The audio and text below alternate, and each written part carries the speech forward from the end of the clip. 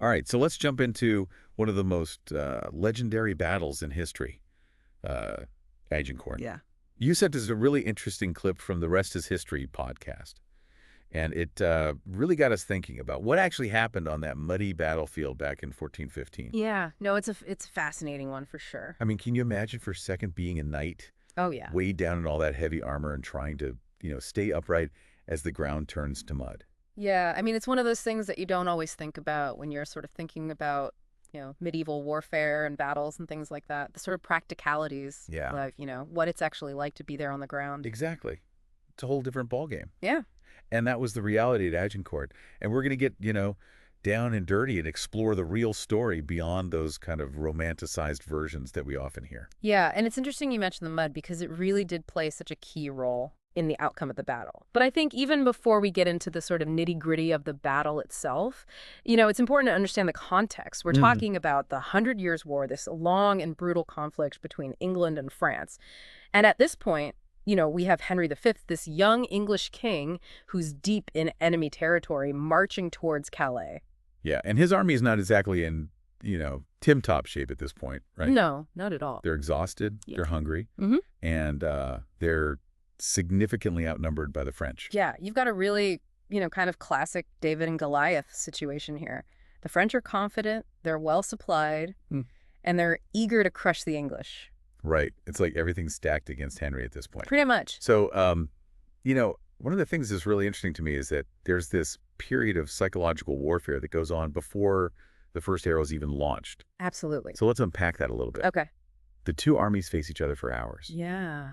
Why the delay? Well, the French are playing a waiting game. They know that the English are in a tough spot, and so they're trying to, further weaken them, let them get, hungrier, more tired, demoralized. Right. So it's a very deliberate tactic on their part. Oh, absolutely. Yeah. I mean, I can't imagine what that must have been like for Henry's troops. Yeah. Just standing there in the mud, knowing that the enemy is just watching them deteriorate. Yeah, it must have been, incredibly demoralizing. Right. So what does Henry do? He decides to make a very bold and unexpected move. He orders his army to advance. That's right. And I think this is where you really start to see Henry's, military genius shining through. Yeah. He understands that time is not on his side. He has to act decisively, and he's not afraid to take the initiative. And of course, this is where another key factor comes into play. The English longbow. Ah, yes, the longbow. It's almost legendary at this point. I mean, we've all heard about, those English archers raining down arrows on the French. Yeah. But for those who might not be as familiar with medieval weaponry, what made the longbow so effective?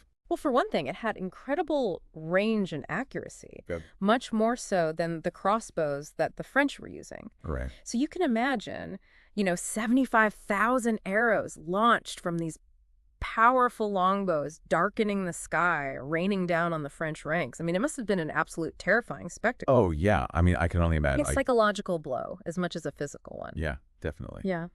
And it wasn't just the arrows themselves. Henry also incorporated another really clever innovation that was inspired by his experience at the Battle of Shrewsbury. Oh, you're talking about the stakes. The stakes. Yes, those seemingly simple but strategically brilliant stakes that ended up playing a huge role Huge role. in the battle's outcome. Can you remind us a little bit about the Battle of Shrewsbury and how that influenced Henry's tactics at Agincourt?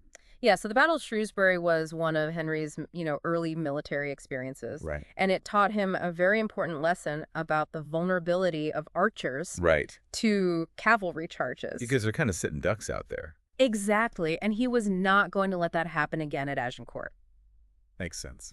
So he had his men plant these stakes in the ground in front of their lines, essentially creating a medieval version of barbed wire. Right. It's like a makeshift obstacle course. Exactly. And it was incredibly effective.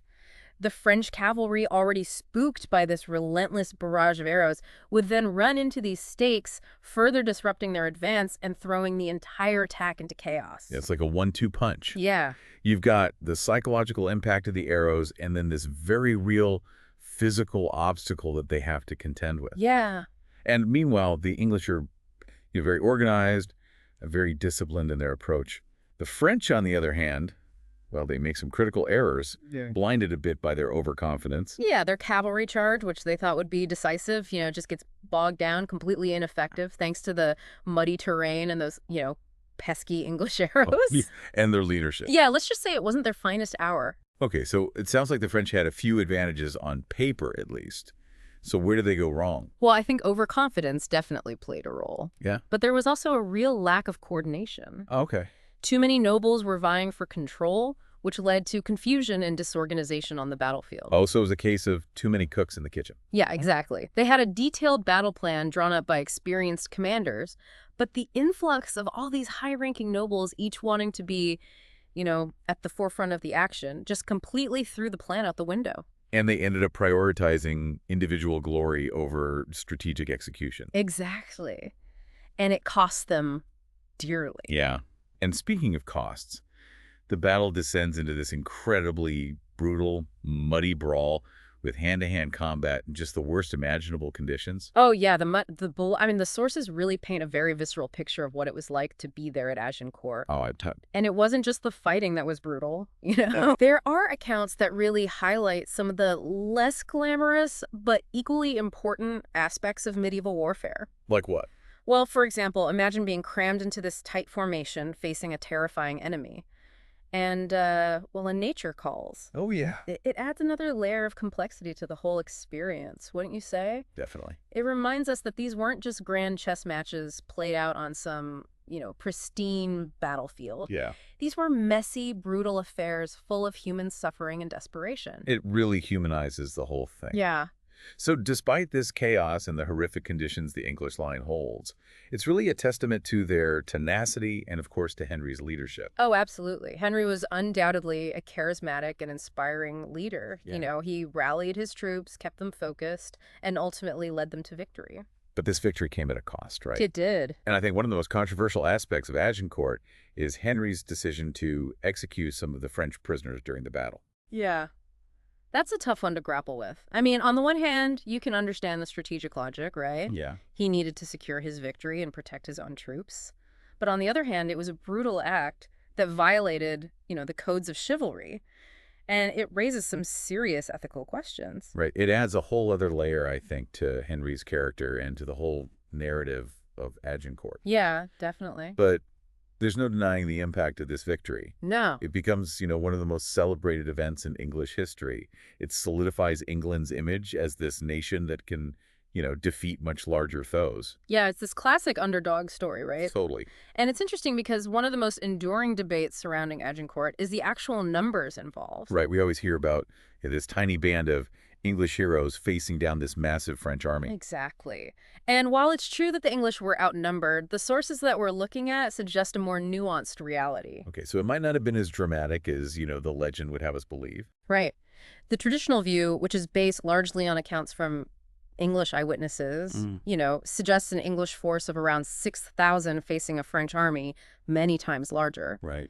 But recent scholarship has challenged that view. Okay, so what are the historians saying now? Well, there's this historian, Anne Curry. Okay. She's done some really fascinating work on this. Yeah. She dug deep into primary source documents, like muster rolls and financial records. Wow. And her research suggests that Henry's army may have been larger than we previously thought, perhaps closer to 9,000. Okay, so not quite the David and Goliath scenario that we've always been told. Yeah, it's still a significant difference, but maybe not as overwhelming as some of those earlier accounts suggest. Right.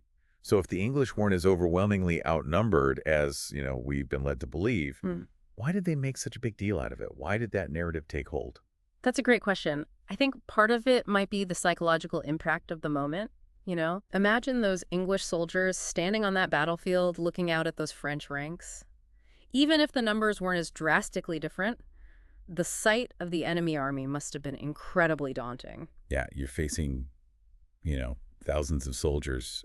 It's got to be pretty intimidating no matter what. Absolutely. And then you also have to factor in the power of propaganda. Right. Henry was a very skilled leader, Yeah. Not just in military terms, but also in terms of, shaping public perception. Yeah, he knew how to spin a story. Exactly. And it makes perfect sense that he would emphasize this underdog narrative. Right. It bolsters his image as this courageous leader who defied the odds. Yeah. And it creates this powerful unifying story for the English people. Right, and it's a story that's still being told today. Exactly. Agincourt becomes more than just a battle. It becomes a symbol of English courage and resilience. And Henry himself, I think he was very intentional about solidifying that narrative. Oh, absolutely. He didn't just win the battle. Right. He very strategically chose the name Agincourt, making sure that this specific location and his triumph there would be etched in historical memory.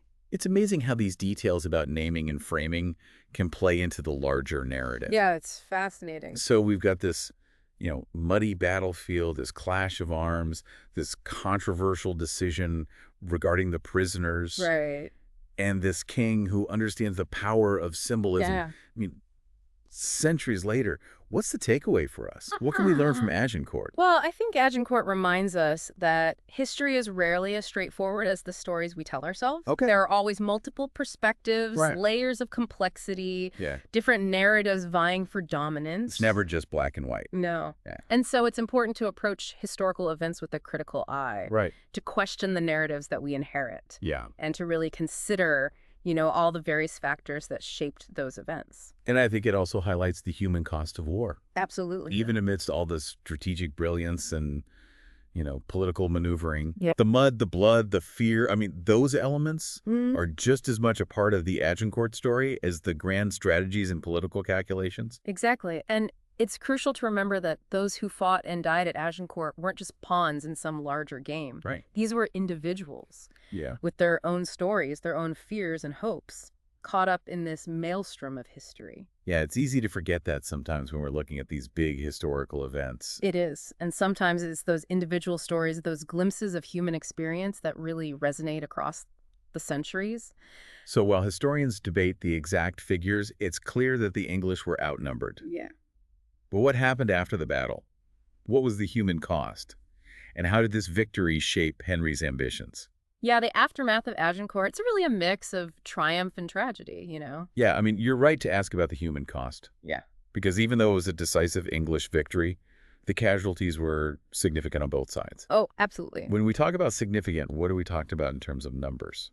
Well, estimates for the French casualties range from 4,000 to over 10,000 dead. Wow. Including a significant portion of their nobility. Oh, wow. So this loss of leadership, it had a really profound and lasting impact on the French political landscape. It's hard to even grasp the scale of that loss. And what about the English side? How many of Henry's men perished? Yeah, thankfully, the English casualties were much lower. Okay. Likely in the hundreds. Okay. But, even a few hundred losses, that represents a significant blow for a smaller army. For sure. It's a stark reminder that even in victory, the cost of war is immense. Yeah. We talked about Henry's controversial decision to execute some of the French prisoners during the battle. What about those who survived the initial fighting?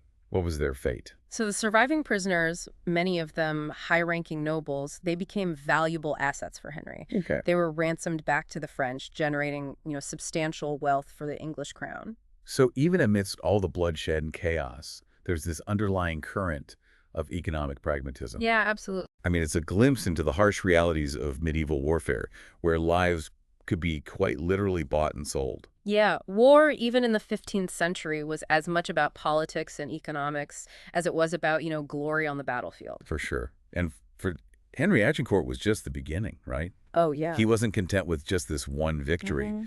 He had a much grander vision in mind. Absolutely. He saw Agincourt as a stepping stone, a validation of his claim to the French throne. Wow. And he went on to achieve further military successes, Okay. ultimately forcing the French to recognize him as heir to the throne in the Treaty of Troy. Talk about a power move. Right. So Agincourt wasn't just a decisive battle. It was a turning point in the 100 Years' War. It was. And it paved the way for Henry's ultimate triumph. Yeah, it really cemented his image as this brilliant military strategist and this ruler of immense ambition and determination. But it also raised those questions about his ruthlessness, especially regarding his actions during the battle. Yeah, definitely. It seems like Henry V is one of those figures in history who defies easy categorization. He does, doesn't he? He's a hero, a villain, a brilliant strategist, a ruthless conqueror, all wrapped up into one. I think that's what makes history so compelling, right? Yeah. It's rarely black and white. These individuals were complex human beings operating in a complex world. Yeah, we're still grappling with their legacies centuries later. We are trying to understand the choices they made and the impact of those choices. Well, as we wrap up this deep dive into Agincourt, I'm really struck by the sheer scope of this event. It's not just a battle.